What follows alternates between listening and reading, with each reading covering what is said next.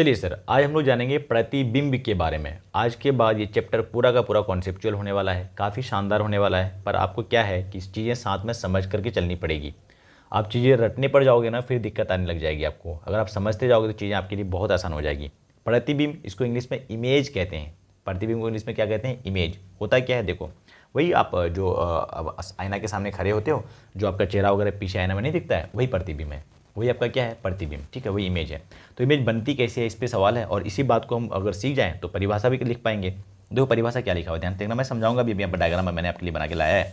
तो पहले एक बार मैं आपको डिफिनेशन दिखाता हूँ क्या लिखा हुआ है, फिर देखेंगे कितना हमको समझ में आता है। उसके बाद वापस समझने के बाद फिर डिफिनेशन पढ़ेंगे। किसी प्रकाश स्रोत से आती प्रकाश की किरणें परावर्तन या अपवर्तन के बाद, अपवर्तन अभी हमने देखा नहीं है पर परावर्तन जानते हैं हम लोग, है ना। तो अभी अपवर्तन को अब नज़रअंदाज करो, इसको छोड़ो जब तक, परावर्तन समझो जब तक, ठीक है।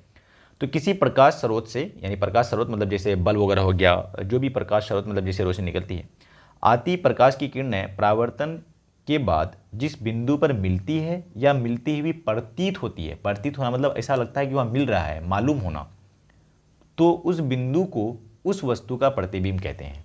क्या मतलब सर? ध्यान से सुनना और समझने की कोशिश करना, ठीक है। देखो क्या होता है, अभी आप ये भी नहीं जानते हो कि ये लाइट कैसे आएगी, कहाँ जाएगी। मैं आपको बस बता रहा हूँ, आपको ध्यान देना। मैं आगे सिखाऊंगा ये सारी बातें, कैसे लाइट जाती है। आप भी बना पाओगे ऐसा कि कैसे जा पाती है। तो ये कोई वस्तु है और यहाँ पे मान जाओ ये है प्रकाश स्रोत, ठीक है। अब ये क्या है कि इस वस्तु से यहाँ लाइट जाएगी। ये मिरर है, ये दर्पण है ना, ये दर्पण है, मिरर। मैंने ऐसा बना दिया है, आप प्लेन भी ले सकते थे, मैंने कॉनकेव बना दिया है। मैं इसको सिखाऊंगा अभी आने वाली वीडियोज़ में। तो दर्पण पे क्या ऐसे रोशनी जाएगी, और जो भी रोशनी दर्पण पे ऐसे जाती है ना, वो एक बिंदु से होकर जाती है जिसका नाम एफ होता है। एफ मतलब फोकस, ठीक है। ऐसे होकर के चली जाएगी, पहली बात ये। अब दूसरी बात क्या कह रहे हैं, ये जाने के बाद अब देखो एक लाइट यहाँ से अगर हम ऐसे करके लेके गए, मान जाओ कैसे ले जाएं इसको, फोकस से भी ले जा सकते थे हम। मान जाओ अगर हम ऐसे लेके जाएँ, पी पे ले गए, ध्रुव पे लेके जाएँ। अभी सब ध्रुव क्या होता है हम बताएंगे, अभी इस पर चिंता मत करो आप। देखो ये जहाँ पे कट किया ना, जहाँ पे कट किया है, तो ये लाइट रियल में कट किया है कि नहीं किया है, एक्चुअल में कट किया है। तो इसी बिंदु पे इस पॉइंट का इमेज बनेगा, प्रतिबिंब बनेगा। देखा आपने मैं क्या कह रहा हूँ, इस बिंदु का हमको चाहिए इमेज कि इसका प्रतिबिंब कहाँ बनेगा। तो देखो इसका प्रतिबिंब कहाँ बन रहा है, लाइट ऐसे गई और ऐसे करके फोकस से होकर चली जाएगी, फोकस से होकर चली जाएगी। उसके बाद लाइट पी पे, ध्रुव पे गई और ऐसे करके चली जाएगी, ठीक है। यहाँ आई तो यहाँ आर बनता है, ये सीखेंगे हम लोग। तो जहाँ कटान बिंदु है, जहाँ दो रेखाएं जो कट कर रही है, जो दो किरण कट कर रही है, जिस बिंदु पे मिला उसी बिंदु पर क्या बना, इस पॉइंट का प्रतिबिंब बना, ठीक है।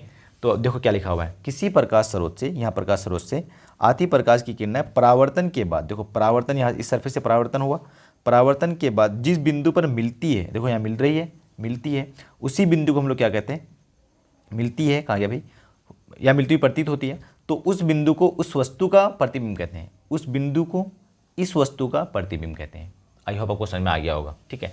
अब एक जगह लिखा मिलती हुई प्रतीत होती है, इसका क्या मतलब सर? मिलती हुई प्रतीत होती है, देखो जैसे यहाँ पे देखो, यहाँ पे क्या होगा, ऐसे लाइट जाएगी और ये फोकस से होकर चली जाएगी, बहुत बढ़िया चली गई। एक लाइट ऐसे जाएगी और ये ऐसे होकर चली जाएगी। तो देखो ये लाइट ना, ये दोनों कहीं मिलेगा ही नहीं, दिख रहा है, ये दोनों तो अलग अलग होने लग गया, रास्ता दोनों का अलग अलग, दोनों का डिस्टेंस बढ़ता जा रहा है, तो ये मिलेगा नहीं। तो ये एक्चुअली ना ऐसा लगेगा कि पीछे की तरफ कहीं जाके मिलेगा। देखो ऐसे बढ़ाने पर डॉट डॉट डॉट, तो मिलती भी ऐसा लगेगा कि यहाँ मिलता हुआ प्रतीत हो रहा है, तो इस बिंदु पे प्रतिबिंब बन जाएगा। आया समझ? तो मिलती है एक्चुअल में या मिलती हुई प्रतीत होती है। ये आपके लिए रे डायग्राम वगैरह बनाना भी बहुत मुश्किल है, हमको पता है। हम आगे सीखने वाले हैं, फिर आपको बहुत आसान लग जाएगा कि कितना आसानी से बन जाता है ये, ठीक है। तो वो हम लोग आगे करने वाले हैं, आप चिंता मत करो उसकी।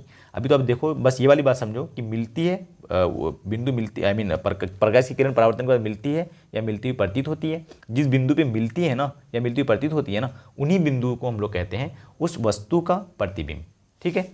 ये साइंटिफिक डिफिनेशन हो गया। बाकी आप समझ ही रहो, आईना में जो देखते हो अपने पीछे आप, वो प्रतिबिंब है, ठीक है। तो ये बात लिखी हुई एक बार वापस से पढ़ लो। किसी प्रकाश स्रोत से आती प्रकाश की किरणें परावर्तन या अपवर्तन के बाद जिस बिंदु पर मिलती है या मिलती हुई प्रतीत होती है, उस बिंदु को उस वस्तु का प्रतिबिंब कहते हैं।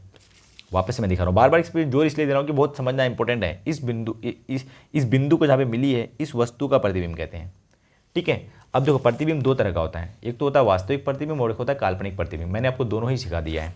देखो जो एक्चुअली में मिला है, रियल में मिला है, देखो यहाँ पर रियल में आके मिल गया था, तो इसको हम लोग बोलते हैं रियल प्रतिबिंब। और जो मिलती हुई प्रतीत होती है, इसको हम लोग बोलते हैं आभासी प्रतिबिंब या काल्पनिक प्रतिबिंब। तो ये काल्पनिक हो गया और ये क्या हो गया, वास्तविक, ठीक है। तो प्रतिबिंब दो प्रकार का होता है, वास्तविक प्रतिबिंब और काल्पनिक प्रतिबिंब। परिभाषा देख लो आप एक बार। किसी प्रकाश स्रोत से आ रही प्रकाश की किरणें परावर्तन या अपवर्तन के बाद जिस बिंदु पर मिलती है उस बिंदु को उस वस्तु का वास्तविक प्रतिबिंब कहते हैं। जिस बिंदु पर मिलती है लिख दिया है, ठीक है। जबकि यहाँ क्या लिखेगा काल्पनिक में, या इसको आभासी भी कहते हैं। किसी प्रकाश स्रोत से आ रही प्रकाश की किरणें परावर्तन या अपवर्तन के बाद जिस बिंदु पर मिलती हुई प्रतीत होती है उस बिंदु को उस वस्तु का काल्पनिक प्रतिबिंब कहते हैं। आई होप आपको समझ में आ गया होगा बढ़िया से, ठीक है। अब देखो ये एग्जाम में ना क्वेश्चन आता है, आपको डायरेक्ट क्वेश्चन आता है कि अंतर लिखिए, वास्तविक प्रतिबिंब और काल्पनिक प्रतिबिंब का अंतर लिखिए। तो देखिए आप क्या लिख के आओगे, पहले तो लिख देना कि वास्तविक प्रतिबिंब और काल्पनिक प्रतिबिंब में निम्नलिखित अंतर हैं या अंतर पाए जाते हैं। पहला इधर, और एक के सामने एक लिखना, दो के सामने दो लिखना, एग्जाम में सब चीज़ें आपको आनी चाहिए। तो क्या लिखना, यह किरणों के वास्तविक कटान से बनता है। अभी हमने बताया जो वास्तविक प्रतिबिंब है किरणों के वास्तविक कटान से बनता है, जबकि यह किरणों के काल्पनिक कटान से बनता है। काल्पनिक कटान, ऐसा डॉट डॉट डॉट पीछे बढ़ाया हमने, काल्पनिक कटान है ये, ऐसा लगता है कि यहाँ मिलेगी, ठीक है। अगला है, इसे पर्दे पर उतारा जा सकता है। जो हम लोग हॉल में मूवी देखने जाते हो ना, तो पर्दे पे जो उतारा जाता है, पर्दे पे जो आप देख रहे हो वहाँ पे, तो वो एक्चुअली जो मूवी वगैरह देखते हो वो रियल में मिलता है, रियल में मिलता है। तो वो एक्चुअली में वास्तविक प्रतिबिंब, रियल इमेज बनता है, ठीक है। तो ये पर्दे पर उतारा जा सकता है, जबकि इसे पर्दे पर नहीं उतारा जा सकता है, ठीक है। यह हमेशा उल्टा बनता है। जो वास्तविक प्रतिबिंब है हमेशा क्या बनता है, उल्टा बनता है। तो आप दिमाग में आपकी बात बन सकती है, आ सकती है दिमाग में बात कि वो फिर हम लोग को मूवी में हीरो और जो भी एक्टर वगैरह है वो सीधा कैसे दिखता है। तो बाकी और सारा प्रोसेस होता है जिसकी वजह से हम लोग को सीधा करके दिखाया जाता है। जैसे हमारे आँख के रेटिना पर प्रतिबिंब बनता है, हम लोग जो वस्तु हमारे को दिखता है तो उसका प्रतिबिंब कहाँ बनता है, वो हमारे आँख के रेटिना वाला भाग में बनता है, हम लोग पढ़ेंगे आगे। तो रेटिना पर भी जो प्रतिबिंब बनता है वो उल्टा बनता है, पर हमारी ब्रेन उसको प्रोसेस करके सीधा दिखाती है, ठीक है। आगे लिखा है कि यह हमेशा सीधा बनता है। तो ये जो वास्तविक प्रतिबिंब होता है वो हमेशा उल्टा बनेगा, और जो काल्पनिक प्रतिबिंब है वो हमेशा सीधा बनेगा। ये दर्पण के सामने बनता है, अभी हमने देखा था ना, ये देखो ये दर्पण है और ये दर्पण के सामने की तरफ, और ये जो आभासी वाला है जो दर्पण के पीछे बनता है, दर्पण के पीछे बनता है। आई होप आपको समझ में आ गया होगा चारों पॉइंट, ठीक है। तो ये चारों पॉइंट आप देख लेना एक बार आराम से, वापस आप समझ सकते हो वीडियो को अगर ढंग से समझ में नहीं आई है, क्योंकि ये काफ़ी इंपॉर्टेंट। और नोट हूबहू सेम सेम आप उतार लो, एग्जाम में सेम सेम लिख के आना तो नंबर पूरा का पूरा मिल जाएगा आपको, नंबर कटने का कोई चांस नहीं है भाई, ठीक है। चलो आगे हम लोग सीखेंगे। अब देखो अब चैप्टर जो है ना काफ़ी इंटरेस्टिंग हो चला है, हर दिन नया नया आएगा, नई नई चीज़ें आपको सीखने को मिलेगी और बहुत मजा आने वाला है, ठीक है। आप बस छोटी छोटी वीडियो आती है उसको फॉलो करा करो। चैप्टर थोड़ा सा लेंदी है, लंबा चलेगा, घबराओ मत, सब्र रखना और आराम से चीज़ें सारी कंप्लीट होती जाएगी, ठीक है। Okay bye bye, see you, take care.